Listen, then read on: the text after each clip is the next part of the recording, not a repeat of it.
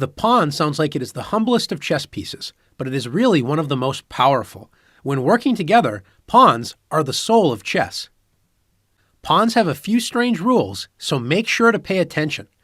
Pawns can only move straight forward, and they can only move one square at a time. However, if it is their first move of the game, they can choose to move 2 squares forward if there is nobody blocking them, as pawns cannot jump over other pieces. Remember, the pawn can choose to advance 1 or 2 squares only on the first move. On all other moves, the pawn advances 1 square. Pawns are also the only piece in chess that cannot move backwards. One other thing that makes them strange is that while they cannot move straight forward, pawns can only capture diagonally, and they can only capture 1 square away diagonally even if it is their first turn. We will explain capturing in one of the next lessons. Let's see some pawn moves.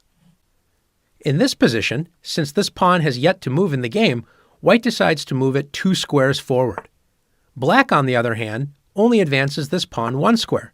Remember, even though you can move your pawn 2 squares on its first move, you're not forced to do so. White now advances the pawn forward, and now both pawns are blocked and cannot move.